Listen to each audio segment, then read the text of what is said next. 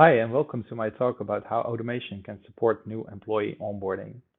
My name is Jeroen Fürst. I work at a company called Trueline, and we are located in the Netherlands. To be exact, in Breda, which is in the south part of the Netherlands. I've been working at Trueline for 15 years now, and I came in at the company as a developer, and nowadays I'm a software architect. I've been also working my professional career at Trueline with the product Kentico Experience, which I'm also a 12-time Kentico Experience MVP in. If you want to reach out and contact me, then you can see the contact information on this slide, so feel free to do that. And you can also follow my journey on my blog, which I also put in this slide. Let me take you through the things that we're going to cover in this session. The first thing is we're going to cover the different topics like digital work environment, automation, pre and onboarding, and I'll discuss what those mean. Next, I will show you the steps that are involved to support pre and onboarding within this digital work environment for new employees. After that, we'll show you how you can automate these steps using the power of marketing automation, followed with an additional layer of automation using the power of artificial intelligence. And I will also show you things why it's not important to fully focus on automation itself. In the end, I will wrap up with a real-world example of an implementation that we did for one of our clients. So first, let's have a look at what do we mean with automation of pre and onboarding. Imagine a job interview has just been completed and has resulted in a new suitable colleague. This is the moment that the pre-boarding phase starts. So that's the phase between signing the contract and the first day of work. At that moment, many processes will be initiated. You can think of contract signing, arranging accounts. This could be accounts to log in Teams. This could also be an account to log in an HR system, or maybe to do some time writing. You can also imagine that a process needs to be started where material needs to be ordered, like laptops or maybe even a lease a car. Colleagues need to be informed. The CEO needs to be informed that a new employee is joining the company. A team lead needs to be informed. Meetings need to be scheduled, and one of the most important meetings in this stage is the first day. So we need to have the right people at the place at this right time. And all these steps, and if you are able to automate this will really help you into digital transformation. And this is where automation comes into play. Next up, after this pre-boarding phase, we're looking into the onboarding phase. So this is the actual phase where the employee starts this work. We'll have to provide him with work instructions, so how he needs to do his work properly. Maybe share some contact lists with important people which he can reach out to if he needs some help. We'll might want to offer some training or e-learning so he can do his job even better. Send reminder mails. Maybe he needs to still sign one of his contracts, and you can use that to notify him.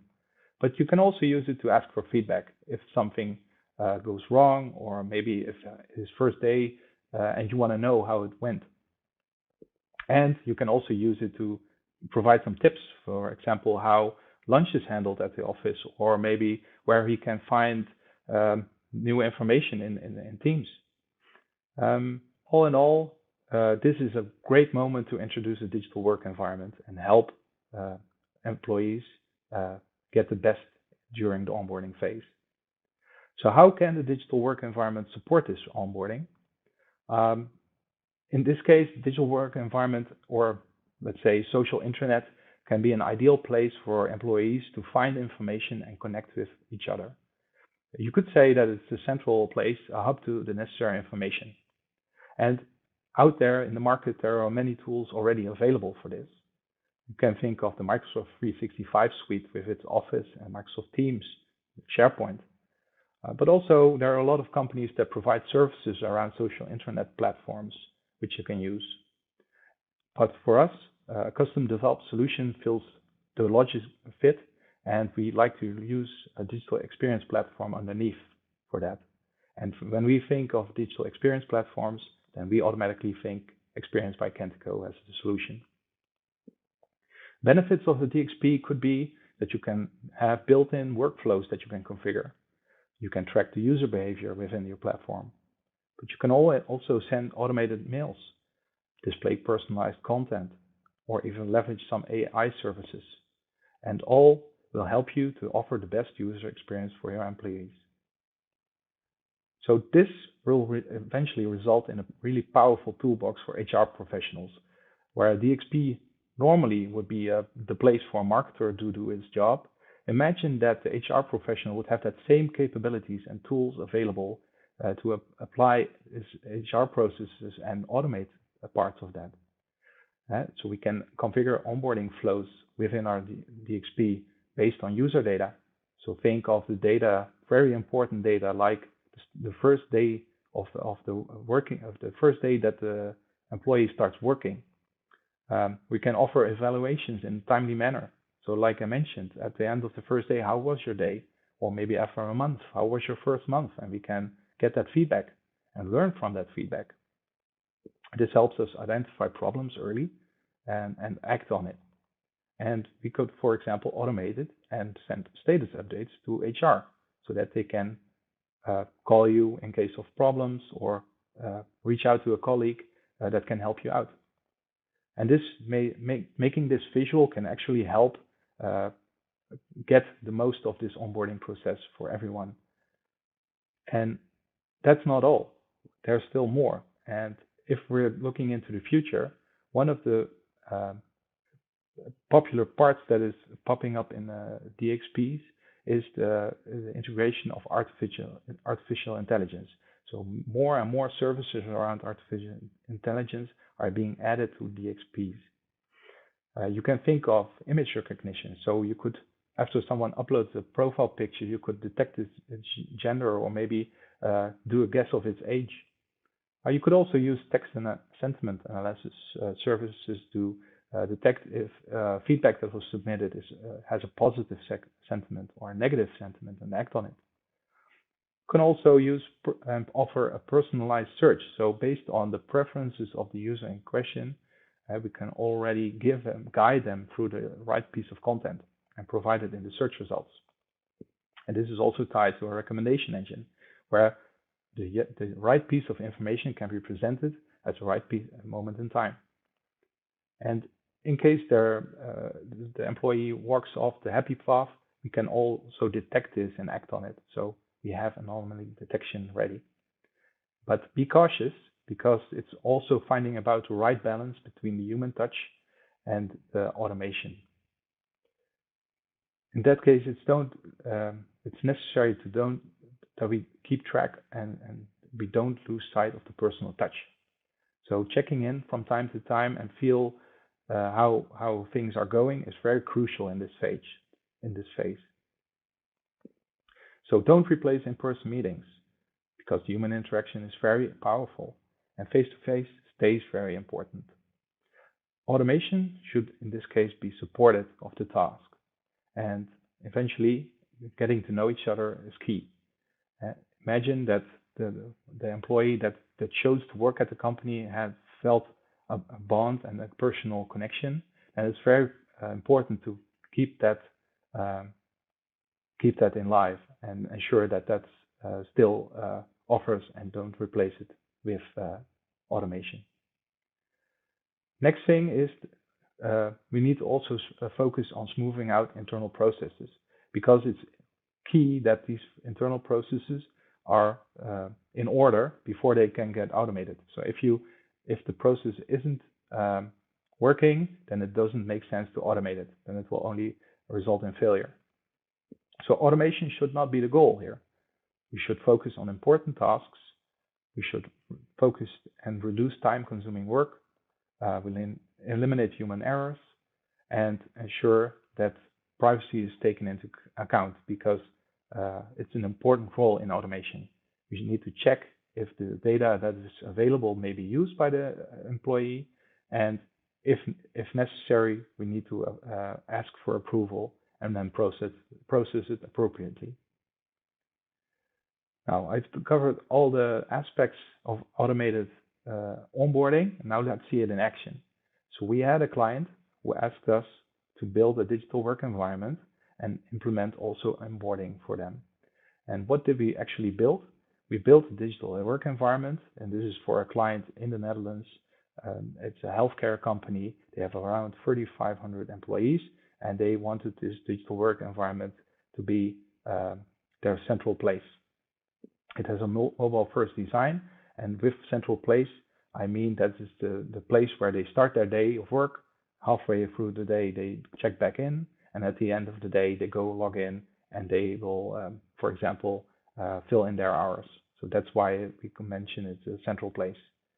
It's for them, it's very relevant to get the right piece of content. So we've made sure that all the preferences, all the activities that are being acted on that platform are being used to provide the right content that they need. We've integrated an enterprise search, meaning that they can also search throughout the application landscape at the company. And finally, we also implemented single sign-on using the Active Directory so that all employees have that one login and access to all the applications that they need to do their daily work.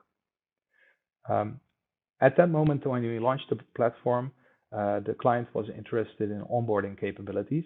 And because we built a platform on Kentico Experience, we already directly thought about the marketing automation and offered the tool to investigate if we could add the feature. So how did we implement it? We used user profiles from the Active Directory and synced it inside Kentico. This allowed us not only have the login information, but also have additional metadata like that the first day that the employee started working at the company.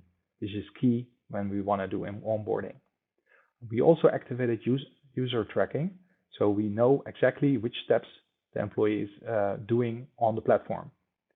We used it and configured the marketing automation flow, and we implemented a custom front end to make this visual to the end user. And because we also want to make it flexible for the client, we may set up page types so that they can actually configure the content and set up the information, provide the information that they want at the right time. So how does this look? At the following screen, you can see how this onboarding within the marketing automation, and you can see that it exists out of a couple of steps. These steps exist out of wait steps, mail sending steps, conditions like how many days before or after the first working day, and we've also built a custom step which we call My Adventure. This is the linking pin between the front-end application and the back-end, so we can assure that the end client, the user, can see the information at the right time when they hit the step. So how does this front-end look like? On the right, you can see the screen, which is linked to it, and it is basically a custom implementation. Not everyone is always in the onboarding phase. This only applies to new employees, and they will have access to a My Adventure tile. Once they hit the My Adventure tile, they will see the timeline on the right, and they see all the steps that are part of the onboarding process. Every marked step is a step that they already went through, and these are linked to the automation module and the steps that they are configured there. Using the interactive pop-ups, we ensure that the user will get the right piece of information at the moment that they log in the platform. So once they hit a certain step and they log in the platform, these pop-ups will show the right piece of content, and it could be linked to some e-learning, but it could also be an evaluation form. The question is, how does it help the customer? Well, from my point of view, it helps the customer because they are complete in control of this whole onboarding process. So they don't not only have the tool on the backend side, they can also customize the whole front end and provide the right piece of content to the user. And how it helps it even more is if you deep dive inside this marketing automation tool, you can actually see in which step the user is currently in. So that helps figure out if the process is how the process is going and if any errors occur. What are the next steps? Because we have this application running for quite a while now, and there are still lots to learn and optimize. So we're tuning the steps and conditions. meaning sometimes there's a couple of days between steps, and we're investigating if that specified period is the right time specified between these steps. We're also considering implementing AI features. I mentioned earlier the text and sentiment analysis to figure out if submitted feedback has a positive or negative tone. We can use that and send automated mails to HR. Because we built a mobile application, features like push notifications are really keen to have on the platform. So that I mentioned that it's a central place where every employee starts his working day. It will help them even more if they get informed when something happens, when they need to do something. And not only via mail, a push notification is really helpful in that case.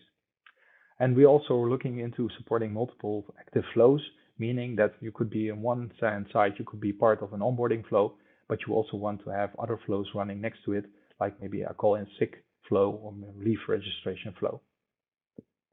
And with that, I would just want to take you back to what I've just mentioned and say, hope you know more and saw how you can automate a new employee onboarding, how a tool helps, how you can add a layer of artificial intelligence and automate even more, but also be very careful about automation is only a tool and should not be the goal itself. With that, I would want to thank you for listening and hope that you have enjoyed the rest of the conference.